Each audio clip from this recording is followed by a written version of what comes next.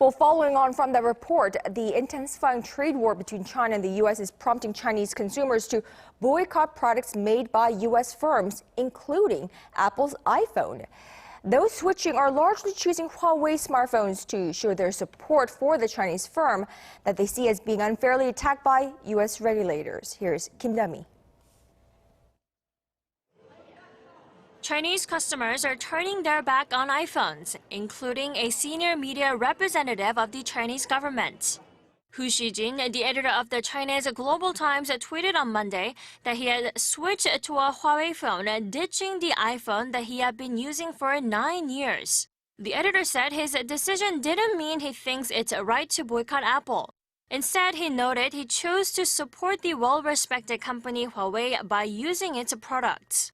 However, considering his status, there is a rising concern China may be in the course of promoting Apple boycotts as a retaliation against the Trump administration's blacklisting of Huawei.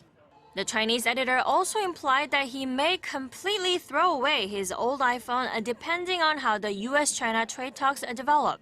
In addition to Chinese customers' growing disdain with Apple, Huawei users in other countries are also expressing their frustration with Washington's tough sanctions on Huawei.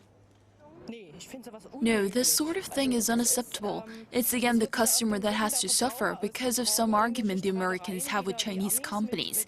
I think it is totally unjustified. Chinese companies previously rallied behind the tech giant last December, offering hefty discounts to employees to buy Huawei devices and shun iPhones. Despite Huawei being locked out of Google's Android operating system under the new U.S. regulations, the Chinese tech firm pledged on Monday to continue to contribute to the development and growth of Android around the world. China's Foreign Affairs Ministry also emphasized its commitment to support Chinese enterprises by defending their legitimate rights through legal methods. Kim Da-mi, Arirang News. Meanwhile, President Xi Jinping's recent visit to a rare earth facility has fueled speculation that the strategic materials could be used as a retaliation measure as the trade war heats up and weaponized in China's tit-for-tat with the U.S. on trade.